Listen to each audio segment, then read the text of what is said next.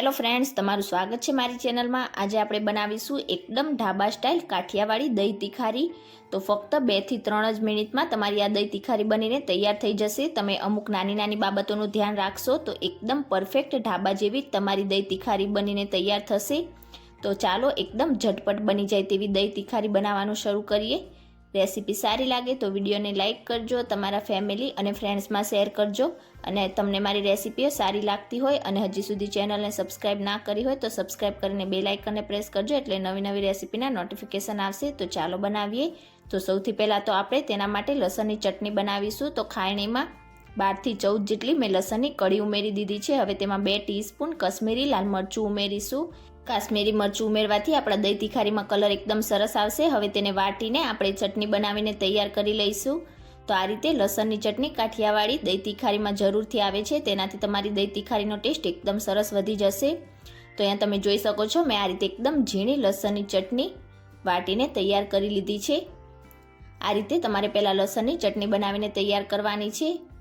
અને હવે આપણે દહીં જોઈ લઈશું। અને હવે દહીં તિખારી બનાવવા માટે મેં અહીંયા 2 કપ જેટલું મોળું હોય તેવું દહીં લઈ લીધું છે। તો દહીં તિખારી માટે તમારે ખાસ આ રીતે થોડું ઘાટું હોય તેવું દહીં લેવાનું છે। દહીંમાં પાણીનો ભાગ ના હોય એ વાતનું તમારે ખાસ ધ્યાન રાખવાનું છે। તો એકદમ ઘરે ઢેફા જેવું દહીં કેવી રીતે બનાવવું તેની રેસીપી મેં મારી બીજી ચેનલ ઉપર અપલોડ કરેલી છે, લિંક ડિસ્ક્રિપ્શન બોક્સમાં આપી દીધેલી છે, તો તમે ત્યાંથી રેસીપી જોઈ શકો છો। તો આપણે આ રીતે થોડુંક એકદમ હળવા હાથેથી દહીંને ફેટીને તૈયાર કરવાનું છે। તમારે વધારે પડતા સ્પીડમાં દહીંને નથી ફેટવાનું, નહીં તો દહીંમાંથી તમારું પાણી અલગ થશે। તો હવે આપણે દહીં તિખારી બનાવીશું। તો તેના માટે પેનમાં 2 ટેબલ સ્પૂન જેટલું તેલ ઉમેરીશું। અને તેલ હલકું ગરમ થઈ જાય એટલે તરત જ હવે તેમાં 1/4 ટીસ્પૂન જેટલી હિંગ ઉમેરીશું। અને આપણે જે લસણની ચટણી બનાવીને તૈયાર કરી છે તે ઉમેરી દઈશું। તો અહીંયા તમારે એ વાતનું ખાસ ધ્યાન રાખવાનું છે કે તેલ વધારે પડતું ગરમ ના થઈ જાય એ પહેલાં તમારે આ રીતે હિંગ અને ચટણી ઉમેરીને ચટણીને આ રીતે તેલમાં એકદમ સરસ રીતે મિક્સ કરીને સાતળી લેવાની છે। જો તમારું તેલ વધારે પડતું ગરમ થઈ ગયું હોય તો તમારે પહેલાં જ ગેસની ફ્લેમ ઓફ કરી દેવાની અને ત્યાર પછી આ રીતે લસણની ચટણી ઉમેરવાની। તો હલકું તેલ ગરમ હોય તેમાં જ આપણે આ રીતે ચટણીને મિક્સ કરીને 1 મિનિટ માટે સાતળી લઈશું।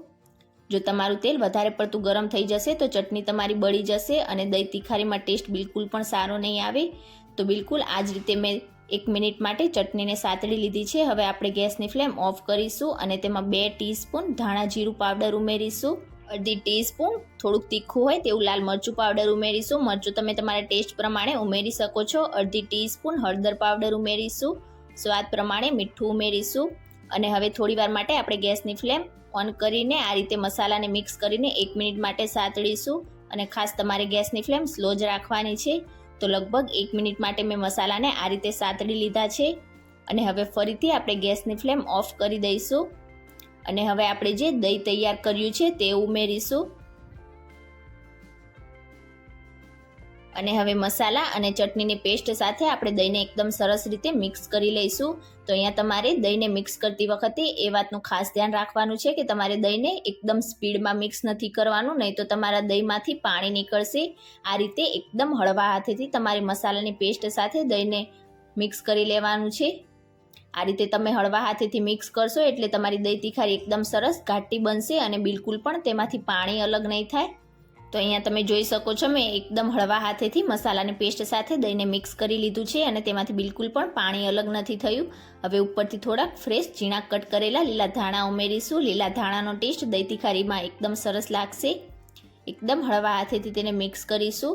તો આ રીતે એકદમ ઘાટી તમારી દહીં તિખારી બનીને તૈયાર થશે। તો તે ખાવામાં વધારે ટેસ્ટી લાગશે। ગરમા ગરમ દહીં તિખારીને હવે આપણે સર્વ કરીશું।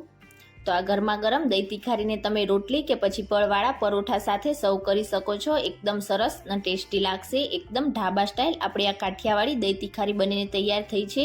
તમે ક્યારે આ રીતે ના બનાવી હોય તો એકવાર આ રેસીપી જરૂરથી ટ્રાય કરજો।